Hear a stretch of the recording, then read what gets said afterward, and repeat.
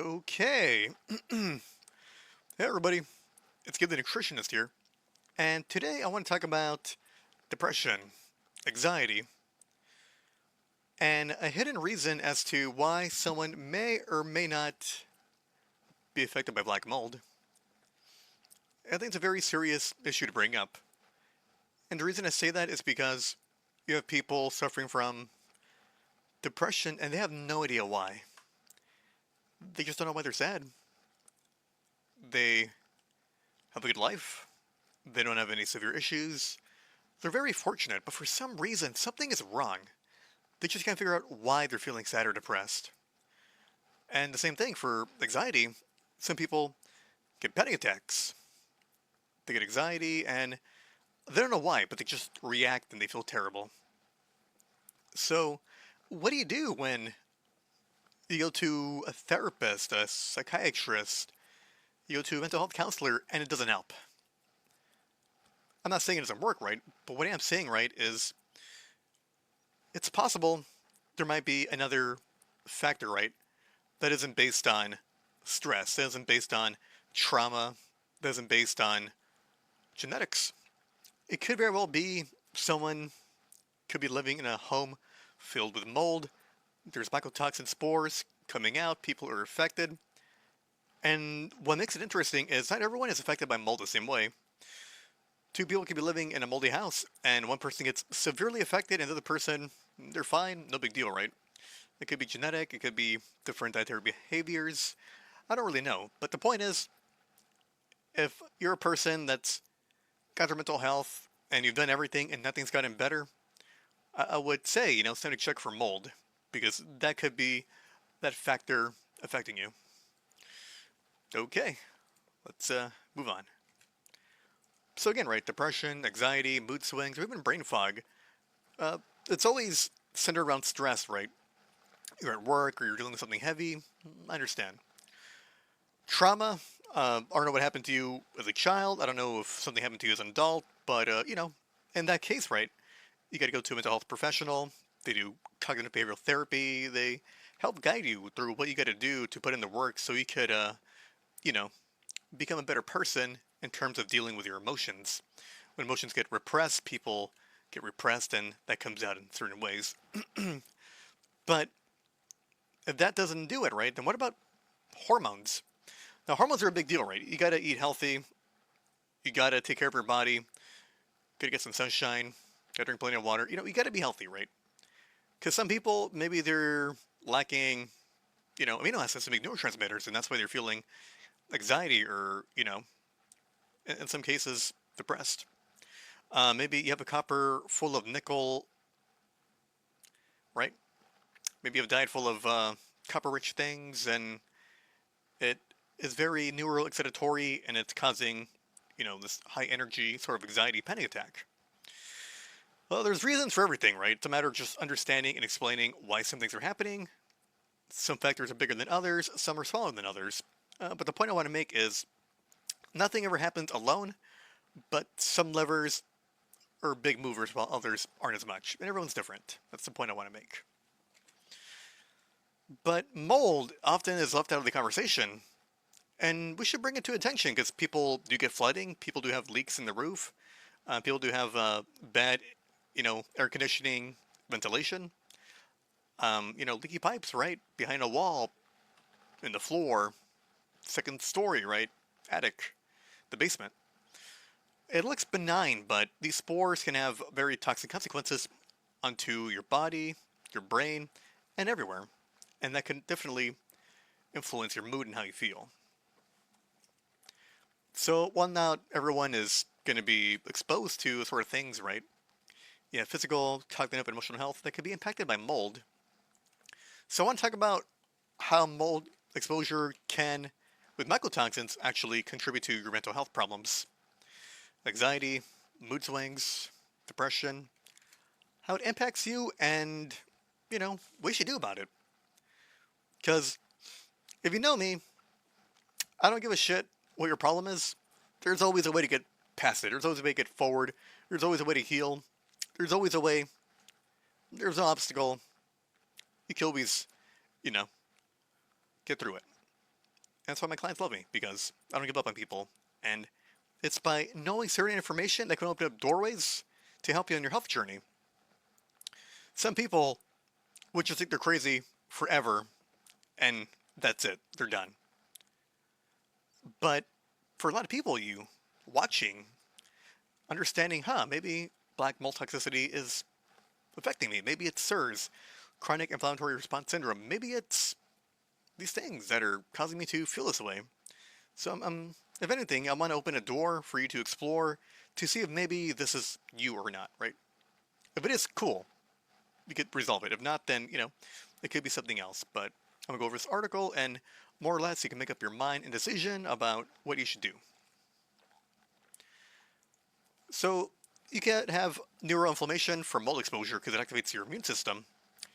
Mold spores, the fragments of it could be beta-glucans, mycotoxins, enter your immune cells, and your body doesn't want them, right, because they're toxic.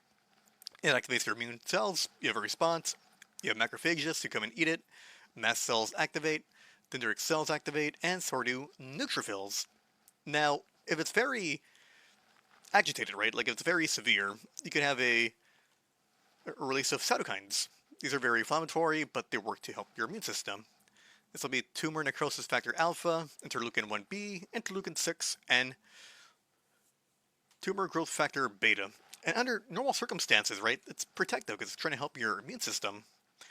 But when exposure becomes chronic and you slowly, little by little whittle down your immune system, if your diet's terrible, a lot of sugar, if you're not getting nutrient-dense foods, you're not getting sunlight, not drinking enough water, eating so much junk food and fast food, this is going to eventually overfill your stress bucket to the point where you're really going to be feeling the effects of black mold toxicity. Now, just as a note, it's not always black mold. There's different strains. Some are green, some are yellow, some are white, some are like an oddish kind of purple color. They're very diverse. And they grow together and they'll affect people differently. Now, the thing about this inflammation, right, from this immune activity is cytokines can actually cross the blood-brain barrier. It alters signals through your vagus nerve and it activates brain immune cells. These are called the microglia. Microglia are the macrophages of the brain, which helps to clean up and get rid of these mycotoxins. The thing is, as they're active, it's producing nitric oxide for more blood flow, superoxide, which needs to be detoxed due to the oxidative effects of it, which is later sod, zinc, copper, and the manganese. Inflammatory cytokines, they're doing their thing, and excitatory neurochemicals creating chronic neuroinflammation, as we'll talk about glutamate later. Now, neural inflammation, right? It alters your mood, reducing activity in brain regions involving your motivation, pleasure, reward, and emotional regulation in these parts of the brain. Now, here's the thing, right? Maybe it's not depression. Maybe you just feel terrible, right? Because it's affecting your body. So, in turn, you feel terrible too. But just to be safe, because we have a lack of words in the English language, it could be considered depression. Because one, you have lack of enjoyment, loss of pleasure. Things you used to do, whatever your hobby is, whatever it is that you like to do, if you just find no joy in it, it's not fun anymore. What you always used to love, you just don't love anymore for no reason, that could be an issue. Lack of motivation, I argue due to fatigue. You're having issues with mold. Mold is going to mess with your electron transport chain, your Krebs cycle, which means your ability to make more energy goes down. So when you have less energy, you feel kind of down. And when you feel down, you just feel a bit more lethargic to want to do things. So low motivation, I'm not saying it's a person who's lazy, right? But I'm saying is a person who wants to do things, but they just don't want to because they lack that kind of enthusiasm and energy. And at the same time, if you're lacking pleasure, how are you supposed to enjoy accomplishing things if you just feel nothing, right? The sort of apathy. Emotional flatness, apathy, you don't really react to things. Like, a funny joke that should be funny to you isn't funny, that's an issue. When you should be mad, but you don't want to get mad, you don't just because you don't want to have the energy for it. When you should be sad or feeling other emotions, right? What you should be having as a normal response, if you know yourself and if your family members know you and you're not having these normal responses, it could definitely be you being affected by these mycotoxins. People will sometimes call this sickness behavior because the body is intentionally shifting towards isolation, rest, and reduced motivation, so your body can rest and heal. But it's a catch-22 because if you don't know you have mold in your house, then you're never going to make the connection.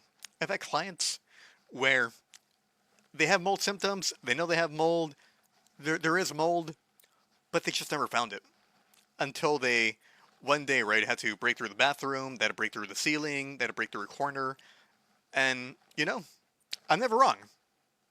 Unfortunately, right?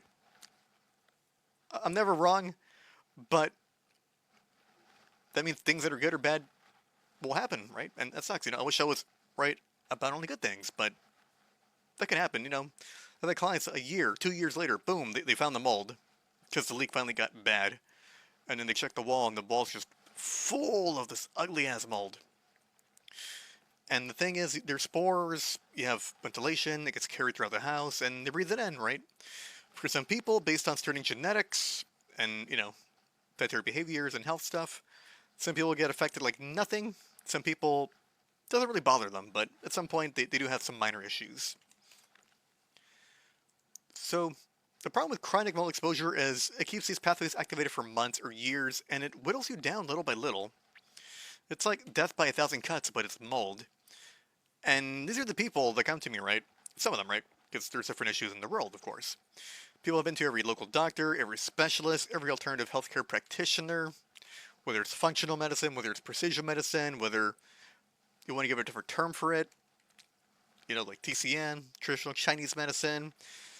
Some people do the Ayurvedic crap.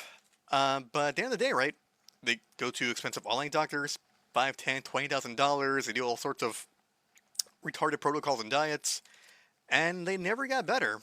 They tried other nutritionists, other health coaches, and nothing really made a dent. And sometimes people get worse. The people that get worse, in my opinion, are the people that do a parasite detox for like half a year to a year, and they just damage their liver and their kidneys, their pancreas, and when that happens, it's a cascading effect that damages health as a whole. But point being, right, is they never solve the root cause, and the root cause, which is not always going to be in your face, it'll usually be sometimes clandestine. And I'm hoping by you watching this, awareness is raised, especially if you live in humid places like along the coastline. You live in Texas, Florida, Alabama, New England coastal area. You're Louisiana, right? Like you're gonna find mold because it is what it is, right? You get humidity. On California too, coastal area. To some extent, Portland, Oregon, right? But the point is, there are a lot of people affected by mold and they don't even know it. I mean, there's times I walk into a business and I look and there's mold on the AC and the vents have the mold, and I'm like, this is a hazard. I don't want to eat here because you could tell when a house is or a business is dirty or sick because you walk in and you feel off. So the thing about mold, right, is it can colonize your sinuses, causing nasal allergies consistently. It can colonize your gut, killing off beneficial probiotic strains of bacteria like lactobacillus and bifidobacterium, and it'll cause an overgrowth of negative fungal strains. Because think about it, right? Like penicillin is used to kill bacteria. Mold is amazing at killing bacteria. That's why a lot of derivatives, right, of antibiotics come from mold, fungus, yeast, whichever is a proper terminology. There's a proper terminology to that. I use them interchangeably, which is very loose, but you catch my drift. So these negative fungal strains in your gut, as probiotic bacteria and Saccharomyces boulardii, are not there to keep exposure for mold in check. These are people that tend to get small intestinal bacterial overgrowth, the bad ones, also SIFO, the fungal overgrowth, leaky gut, people that when they eat anything, they always get bloated, gassy, stinky, sulfur kind of flatulence and burps. You can tell more or less they're affected by that. People that lack a gallbladder, they're easily affected by mold. And the reason is because they're not producing a concentration of bile acids to actually go through the intestines, small intestine, large intestines, and kind of flush out and kill that negative fungal stuff. Again, right, you can have mold on your vents. You can have it inside your ventilation, which you need to open it up and look into it. And you got to take effort to do that, right? You got to look in and shine a light and see if it's a clear, nice, like ventilation duct, or if it's this ugly stuff. I mean, you just got to check, right? Even if you think you're healthy, it never hurts to not check. You know what I mean? Just for precaution, safekeeping. So, molds most commonly associated with water-damaged buildings include Stachybotrys, Cartum, Aspergillus, Penicillium, Chaetomium, Walimium, Fusarium, and while these are the things growing, right, the spores they emit is what causes the damage, the mycotoxins, which can colonize your body. It's going to be trichothecenes, ochratoxin A, gliotoxin, citrinin, aflatoxinin, fumonisins. And here you have a variety of molds. If you have a little agar plate, little dish, right, where it could accumulate something in the room to check if you have mold, this is more or less what it would look like. They're very diverse looking, these molds. They have different patterns, they have different colors. So more or less, by doing that, you can kind of figure out what you have. I know some people are taking pictures of their little agar plates once there's a mold on it, and then they send it to like ChatGPT or something, and they're able to, with accuracy, figure out which strain of mold is affecting them. And by knowing that, that's half the battle, right? So you can kill these fungal stuff. So let's talk about invisible sources of mold, right? Because that's the point, right? You could be living in a house, an apartment, an office. Everything looks peachy, but you feel terrible. There's something wrong, right? And again, right, I've had clients where they've had hidden sources of mold just fucking them up without even knowing, right? But if you don't know, you don't know where to check, or, you're going to disregard it. And there's been many times where I've wanted to disregard mold, but it was always there, and they just didn't find it until later, eventually, where I got willing. Now, this is not even a killing for people that do live in a moldy house. They just ignore it, and they don't understand why they're getting sick and having severe health issues. Now, I'm only focusing on mental health, but mold can impact you, again, like your mitochondria. It can impact your sexual health. It can impact cancer. It can impact tumors. Mold can impact you in a lot of different ways. Your estrogen, your hormone levels, all that. But I want to focus on mental health only because, to me, it makes the most sense, right? I mean, sure, let's say you have diarrhea, right? It could have been just bad food, right? Or it could have been a bad diet, or it could have been something with probiotics that messed you up, right? It's like, whatever, right? But to me, the biggest indicator of mold is you mentally feeling bad. Now, I know everyone deals with stuff, right? But if you think you don't deserve to feel as bad as you are, and you're like a lucky person and you have a good life and nothing's really going wrong for you, but you feel anxiety, you feel panic attacks, or you feel depression, it's gotta be mold affecting you. You just haven't found the source yet. So, some of these compounds can have profound effects on your nervous system. A small water leak or pipe leak behind the wall, floor, or upstairs area to be quietly growing mold in secret.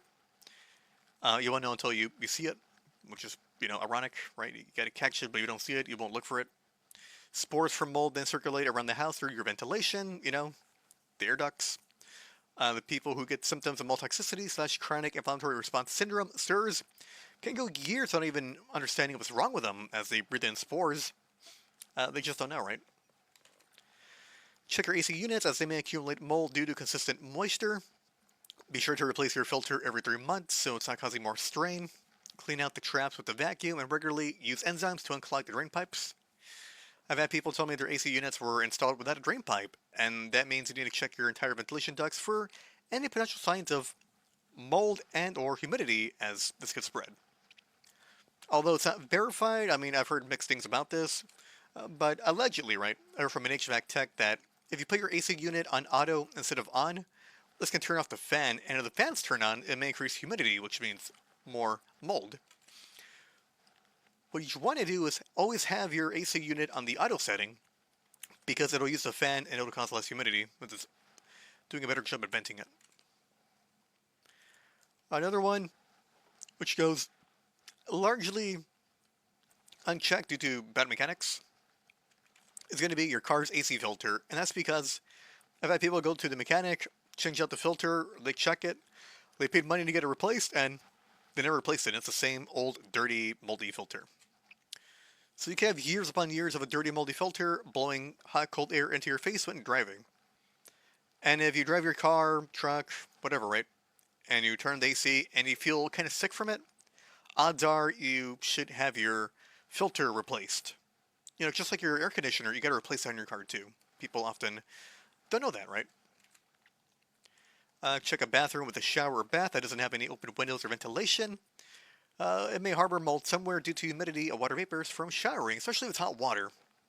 It's going to be very vapory and misty, and you have growth there. So, if you ever have a bathroom, make sure you have a really good system to remove the humidity, a dehumidifier, right?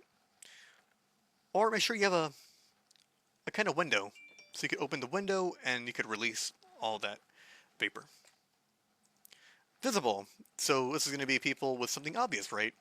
Talking about flood damage from a ruptured water pipe or a bad storm, leaky roofs that get water from rain, small leak behind or under the sink due to old plumbing. It can be visible on the outside of the walls of a house or structure. Mold is quite clearly visible when you're checking for it. So for some people, easy job. For others, they had to do a little more elbow grease to figure that out and see where it might be hidden, if that's the case. Which is why the guard plates are a good tool.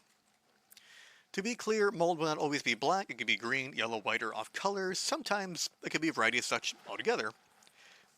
As I said, if you suspect hidden mold but you don't see any signs of it, I recommend buying some guard plates off of Amazon and placing them in rooms or areas where you suspect mold may be coming from.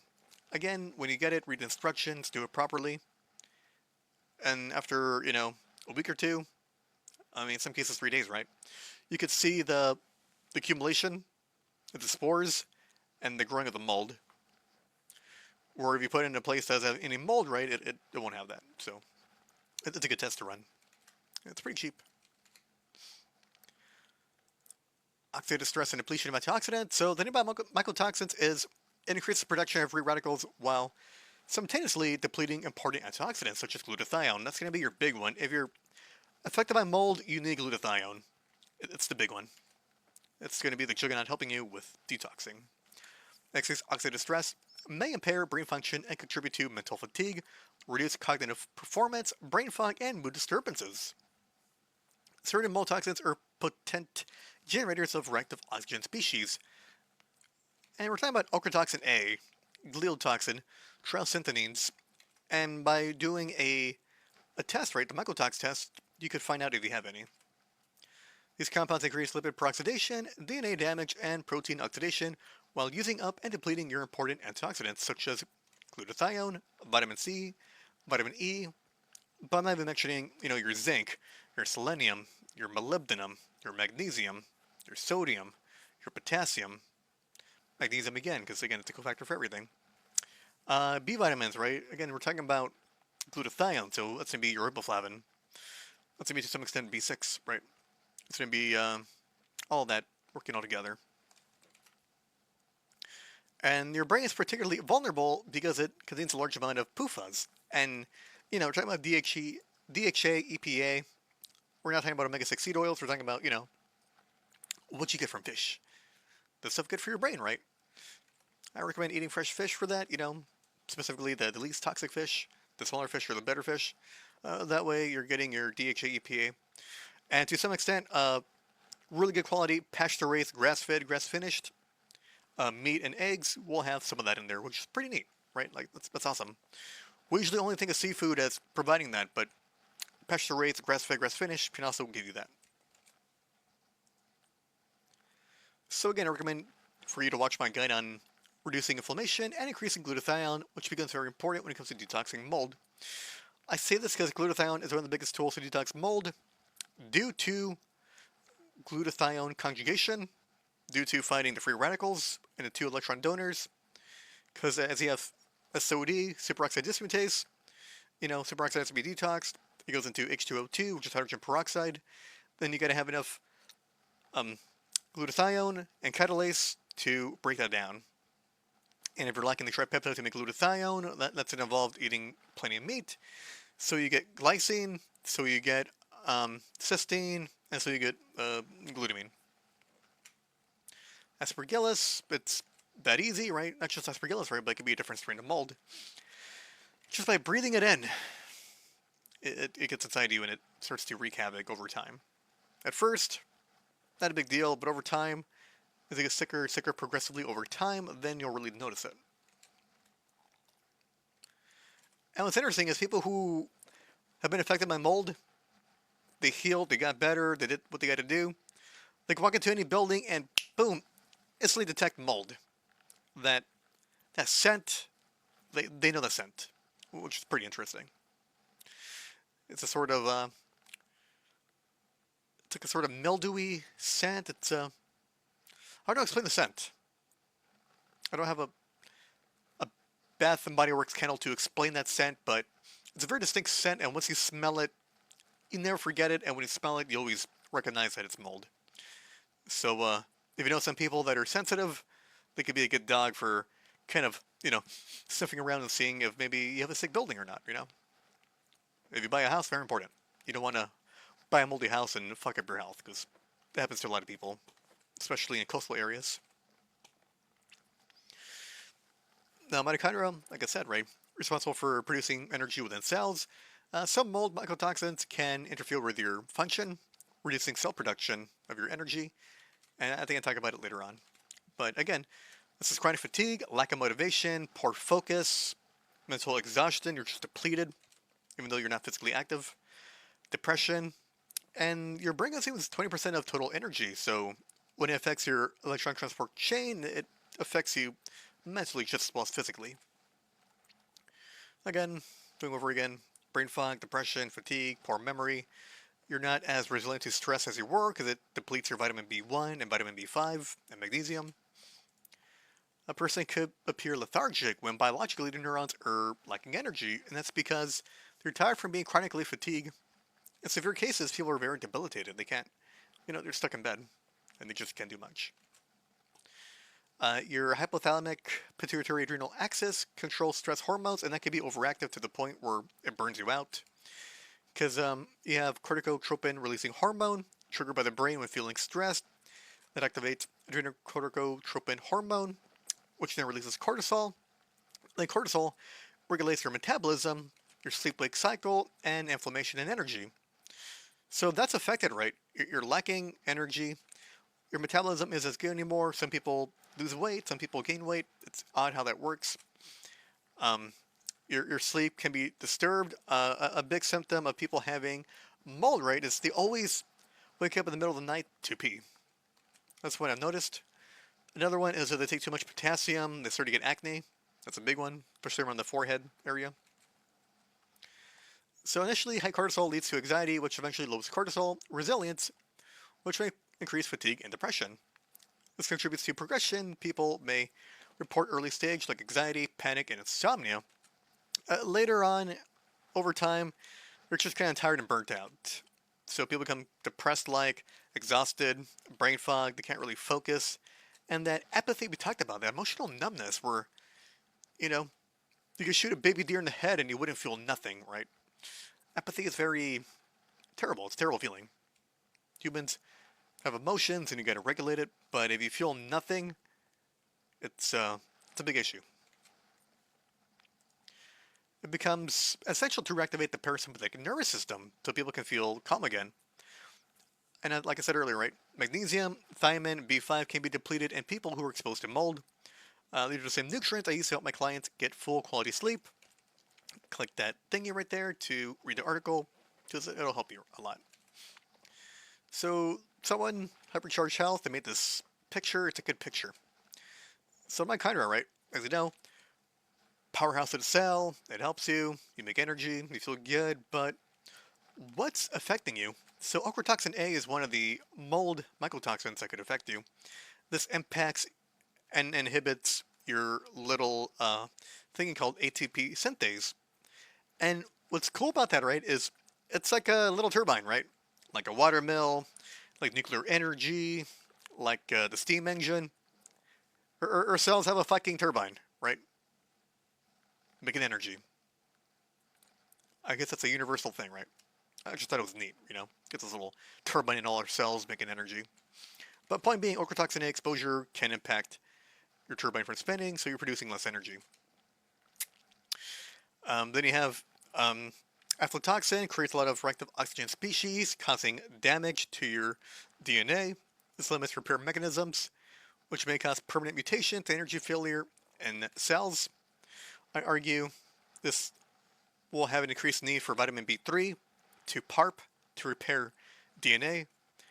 Second, would need a good quality folate, like a calcium folinate or a methylfolate, to help you with vitamin B9, not that crappy folic acid, which there's issues and I have videos on that, but point being, it'll clog up your folate from working effectively. The reason folate's important is it helps you with DNA-based excision repair, and it helps repair damaged DNA. So your genetic code, this is being written down, and it executes instructions like, a computer program. You want it to run the right code and not something dysfunctional that may cause even more health problems. Here, right, triethylcinase, black mold, right? It could damage your ribosomal subunit production. So ribosomes, it takes your amino acids, right? And it makes the specific kinds you need, right? For proteins, for peptides, amino acids, whatever it is your body needs, right? It's the assembly line for that. So that could be damaged, and there could be protein misfolding and such. And altogether, this ruins your complex 1, complex 2, complex 3, and 4, and it breaks your Krebs cycle. And this is just one part of the Krebs cycle. So yeah, just like that already, you're producing less energy, so you're feeling mentally and physically tired. Neurotransmitter disruption, this is where it's causing the issues we're kind of focusing on for this video. So inflammation, oxidative stress, and nutrient depletion may indirectly affect neurotransmitters as serotonin, dopamine, gamma aminobutyric acid, GABA, and norepinephrine. So we're talking about the amygdala, right? Where it's kind of messing with the doom part, right? The anxiety, the fear. Imbalances here can signal chemicals for mood changes, anxiety, loss of pleasure, and emotional instability. This is relevant to people with anxiety and impending doom. The amygdala is constantly scanning for danger, danger, and then people react the way they do. So, again, as you're watching the video, you're listening to this video, you're reading my article, I'm hoping things are starting to make sense. That there's a reason for everything. Things aren't always idiopathic. Things aren't always, I don't know why. You gotta look hard enough and you'll find the reasons for why things are the way they are. And you can take action. That's the beauty of it. Okay. So, because of this, there's an increased fear response. People get panic attacks. Excessive worrying to the point where it spirals out of control that gets them a panic attack. Always worrying, that's a bad thing. Hypervigilance and awareness, you're always kind of, like a deer checking for a wolf. You're always in danger, always checking your surroundings, and you'll probably think aliens may abduct you one day, right? Or maybe someone's going to break into your house and hold you hostage, like the strangers or something. Or maybe someone's going to kill you, right? Or no, right? Point being is people have all sorts of thoughts that aren't normal due to the mold exposure, right? Sense of impending doom, which I would describe as people having consistent thoughts with terrible outcomes. And this is going to be something that's described to me like, I know nothing is wrong, but I feel like something terrible is going to happen. I worry about losing my job and the consequences, but I know I've done nothing wrong to warrant that. I fear what I would do if my wife or kid died, right? Like, that's not a normal sort of feeling to have, right? I mean, if you have life insurance and you still feel worried, then, there's an issue, right? Stop trying to have negative thoughts, but they keep coming back. It just fucking hits you, and it hammers you. And that's a big issue, because I don't think people are possessed by a demon, although I'm sure it's happened. I don't think people are trauma-based into that, because then they would have specific triggers. I don't think people are really understanding why they feel the way they do, right? That's the point of therapy. If you go to therapy and you still don't feel any better, right, like counseling, whatever you want to call it, then yeah, it's going to be exposure to mold and or nutrient deficiencies affecting your diet. Which is why, if you know me, I'm always pushing for people to eat more protein, because you need protein to make your neurotransmitters so you have your serotonin and your dopamine and the love endorphins and the love oxytocin. We all do. But point being, if you don't have the basic building blocks for mental health to have these neurotransmitter hormones, then of course there's something wrong, right? But if you do all that, right, like you eat a good amount of protein, you're not following that vegan bullshit, and you're having some mental issues, then it could be black mold.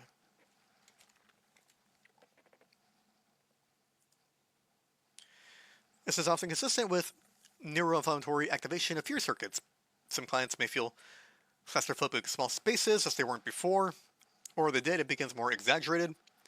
Some become afraid of driving their car due to potential road danger. People start finding reasons to be afraid of things, and fear increases towards certain things that were not there before. Like, we all hate clowns, right? But now you're scared of a stranger coming in at night and killing you, right? Just things you never worried about are now worries. Besides money, right? I know money's always a big worry for everybody, right? Because that's life and that's the currency. But, just little things, like your children or your spouse or your friends would recognize as odd. So it's important to talk about that. So, why? I love glutamate, but because of mold, it's fucking up your glutamate, and you're having a dysfunction of how it's supposed to work. So, a fascinating mold mechanism involves glutamate, and this is your primary excitatory neurotransmitter. Too much glutamate can cause neurons to become overexcited. Several mycotoxins increase the activation of microglial cytokine production and oxidative stress. These processes increase glutamate signaling. Excess glutamate may produce anxiety, racing thoughts, insomnia, panic attacks, sensory sensitivity, feeling wired but tired, stuck on the active sympathetic nervous system, fight or flight mode. Now, just as an aside, right, this makes sense for children to have, autism. Whole different story, but we're here about mold today. And some kids do get affected by mold, and it's important to understand those signs, so the children can grow up healthier and not be, afflicted, and they can have a better life. But yeah, I just want people to know, right? It's not just like adults affected. It could be teenagers, it could be children, it could be babies, right? So that's why you never want to live in a moldy place, so you don't ruin their gut buddies, and the dominoes continue to fall if that happens. So many people with mold experience this pattern, and the reason why is because mycotoxins and mold spores, specifically the black mold, right, which is the most common one, the trichothecenes, it inhibits glutamate uptake in the brain. Normally, your astrocytes and your glial cells, they're going to clear away any excess glutamate from the brain. However, this dysfunction leads to an excess buildup of extracellular glutamate, causing overactivation of your N-methyl D-aspartate, basically your NMDA receptors. So as you see here, you have the mycotoxin, it goes here, it kind of blocks it, where it's supposed to go through the cycle here, and it doesn't happen. So you have a buildup of glutamate, just more and more glutamate, when you should have less of it, or at least a balanced amount of it, of course. And you have GABA as a balancer. It's the one that calms you down. So when you have glutamate high, you need more GABA, right? And there's conversion that could happen with glutamate to GABA to feel calm and chill. So because of that, right, when you have more glutamate, less GABA, you have more stimulation, hypervigilance, anxiety, panic, and this is the proposed idea of why people may be feeling impending doom, the racing thoughts, everything I just talked about. And it's because GABA should be working as an inhibitory neurotransmitter to mitigate against excessive glutamate and balance it. So it could be over time, right? While affected by mold and a lot of sugar, drinking alcohol, there's a dietary factor involved. I'm a nutritionist. This is what I focus on. There could be a deficiency of magnesium to balance NMDA receptors from excessive glutamate activity. There could be a lack of vitamin B6 to convert glutamate into GABA, which is a necessary cofactor. Glycine to support the creation of glutathione, which can then reduce oxidative stress to help glutamate transporter proteins clear away glutamate. So again, the tripeptide of glutathione. So normally, you have your synaptic transmissions. They go through. But when it's excitotoxic, sometimes they can be killed. And you have a reduced glutamate reuptake specifically, due to that. And you don't want that because that means there's a dysfunction. But we're finding out that this dysfunction is due to the mold. Let me drink some water. I talk too much.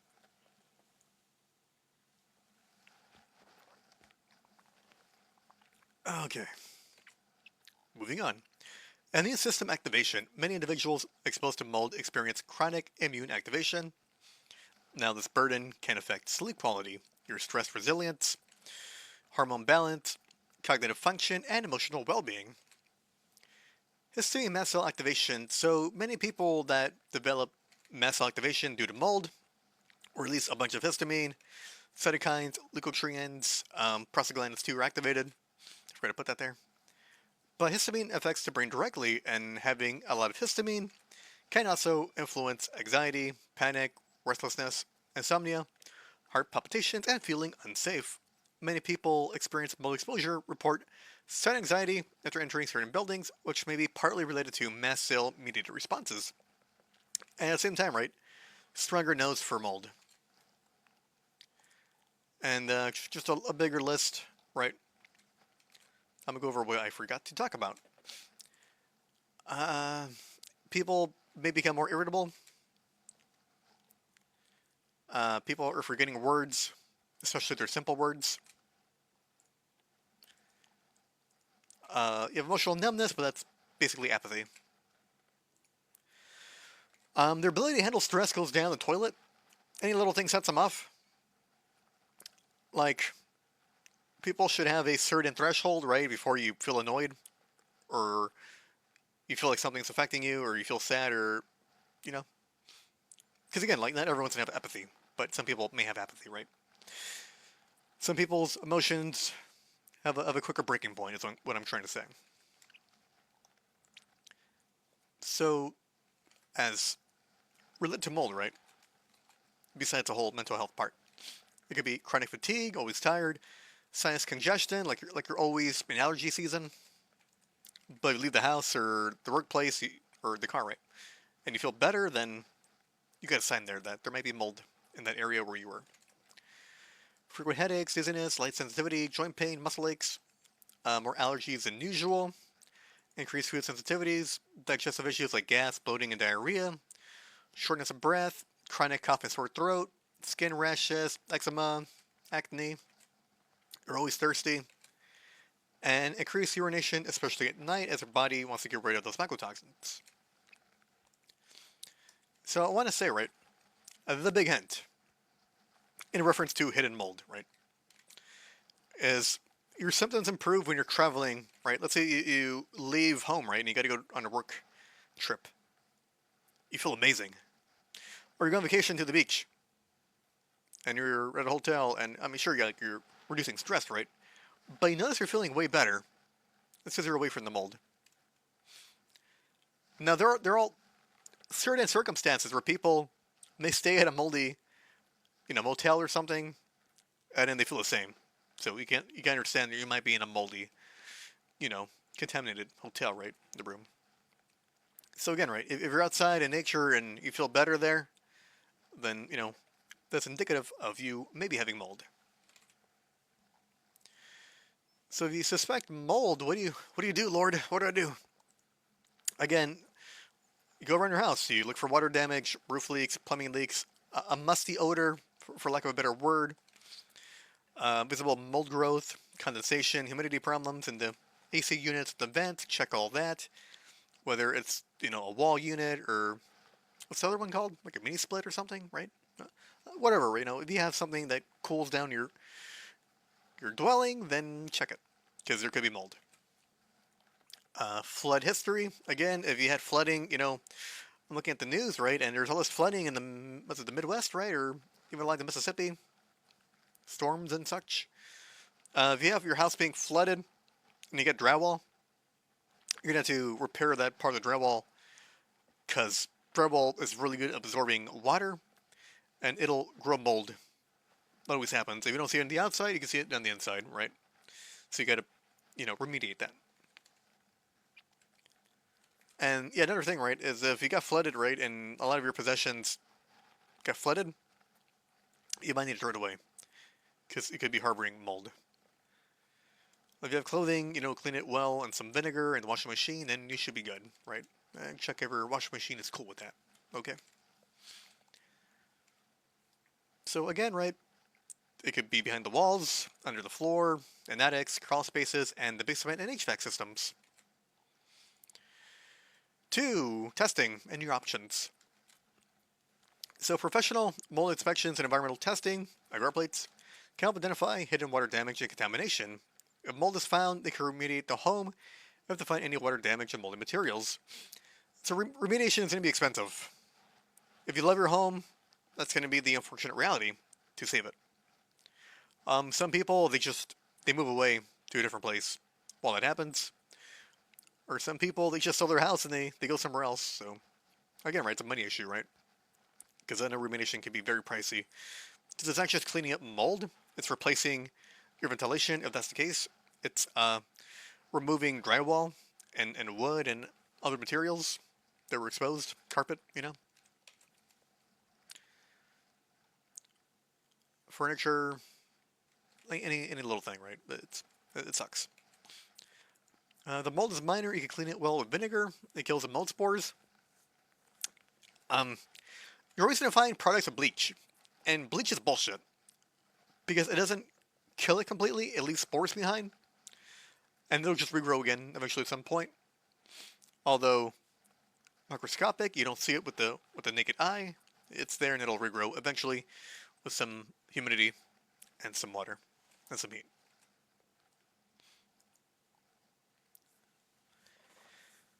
So in the event your home, apartment, or office is full of mold, you should find another place to live or conduct business. I say this because if you're trying to get better in a moldy home, you will not get better. You have to leave a moldy area to heal. You can't heal where you were sick or got sick because the mold's still there. So the first thing a person suffering from mold toxicity should do is to move to a mold-free place while their house or business is getting remediated.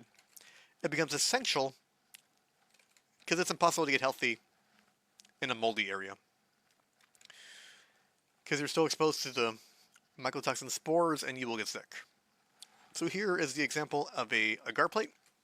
You put this agar plate for a few days, put it in different rooms, different areas of your house, right? And then over time, based on the instructions, you cover it and you put it in a bag and then you watch it grow before your eyes. It's pretty interesting how it does that. But more or less, you could figure out what kind of mold you have, and not just figure out what kind of mold you have, but figure out if you do have mold, any kind of mold, right? Because fuck mold, it destroys lives, and people often don't know that.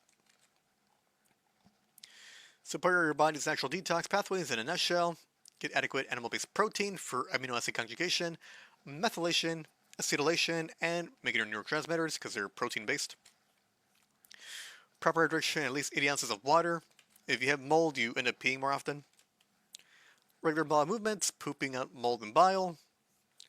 Sufficient dietary fiber. It lays the groundwork for your probiotics as a prebiotic, and it binds to bile to get rid of it so you can detox the mycotoxins. Probiotic repopulating with fermented foods. You're killing off candida and SIBO, the bad bacteria. Low carb and low toxic nutrient dense foods. You're reducing candida and any fungal growths, and again, reducing bad bacteria. Because, again, they love sugar, right? Now, I'm not saying you gotta go carnivore, but if you go more carnivore, keto-like, that would help you a lot. Mineral balancing, phase 1, phase 2, liver detox. That becomes essential, getting your zinc, your selenium, your molybdenum, your sodium, your potassium, right? Your magnesium, it becomes vital.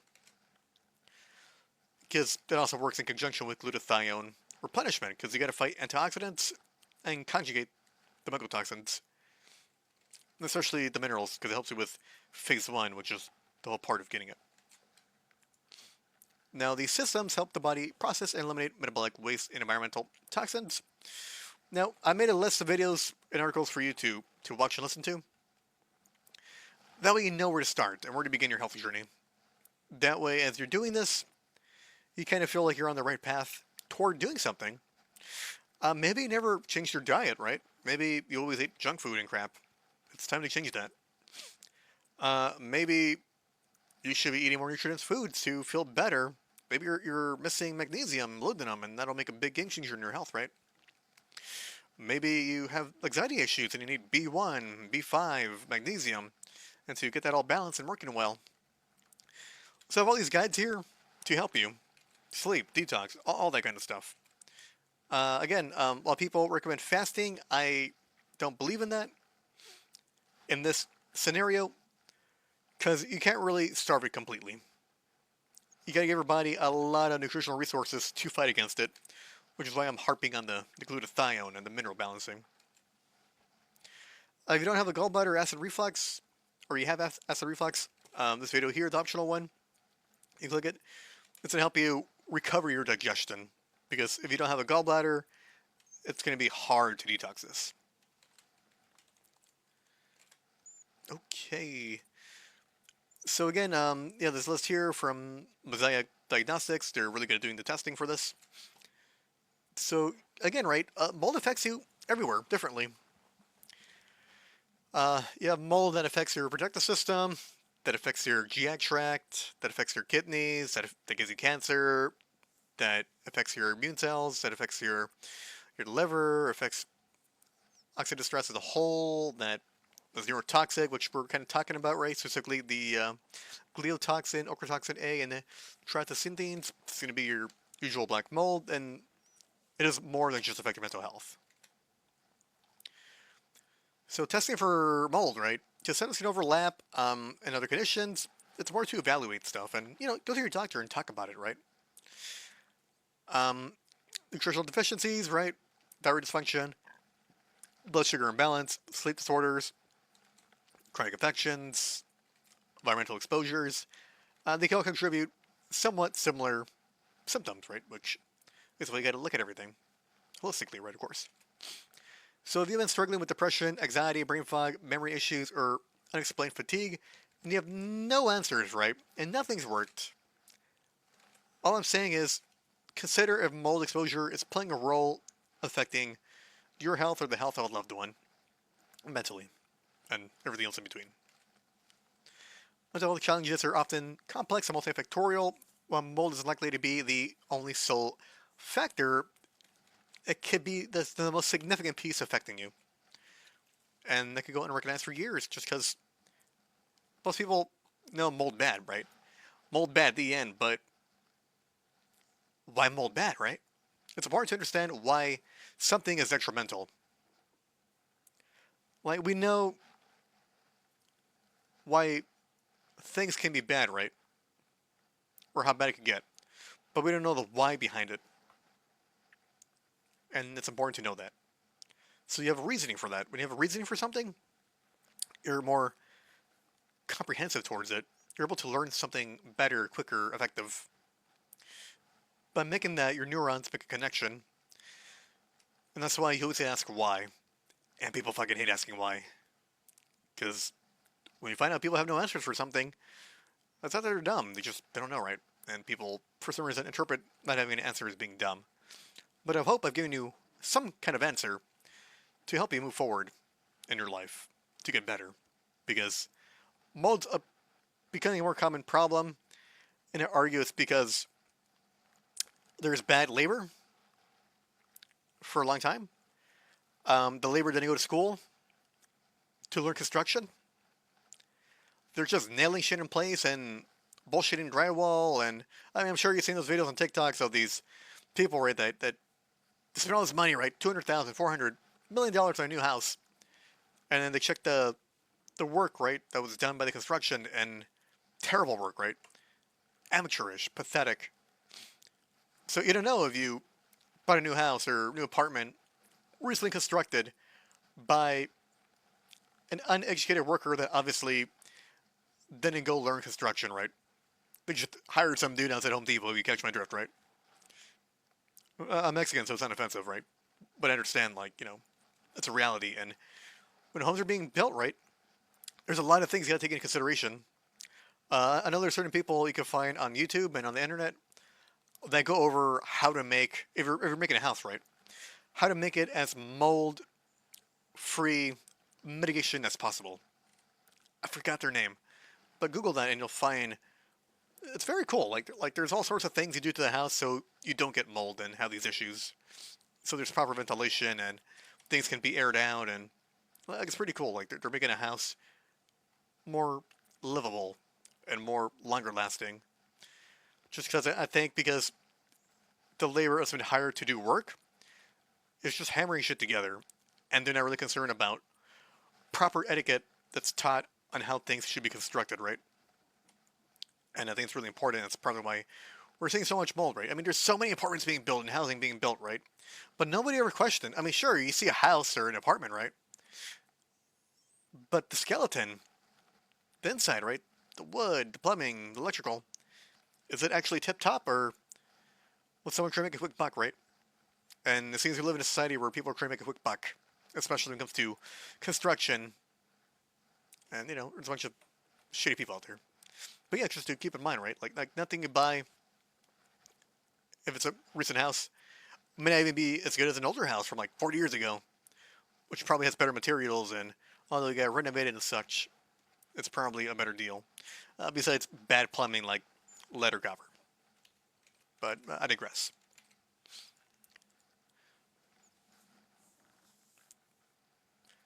So a good practitioner, right, that you talk to, if you mention mold, they're going to want to do an organic acid testing on you. They're going to want you to do mycotox testing. You got to pay money for this test. The insurance doesn't take it. Kind of gay. But if you want to know if you have moldy mycotoxins in your body, you can consult with me. You can write me an email. You can click there to plan a strategy call with me. We'll talk. I do a lot of talking because I want to get to know you, understand where you've been, what you've experienced, what you've done, what you haven't done. So we could help you with your health heal and get to a point of finally moving forward instead of being stuck behind a plateau, right, and never getting through. I'm here to break you through. That's what I do.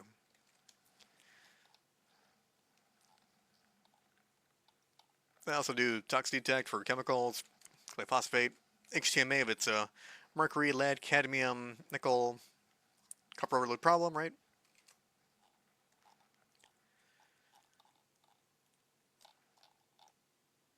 And I gotta change this here because this is an old one. But yeah, guys, thank you. Please like, share, subscribe.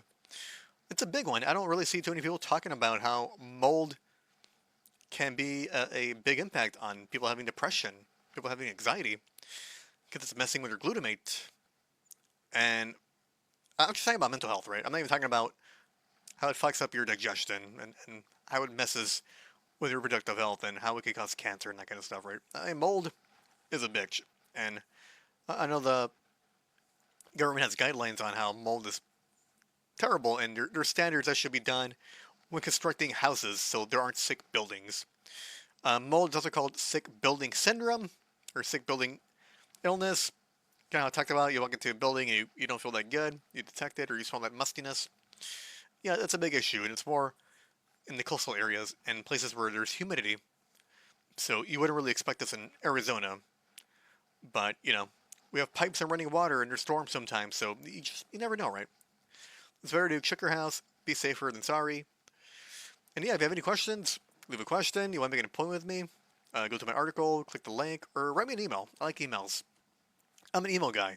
Just lay it all out there, talk to me and I'll respond to you. Alright, everyone, thank you. God bless y'all. Have an amazing day. I hope you're not affected with mold, but if you do, you have a pathway forward to do something. Alright, take care now. Goodbye.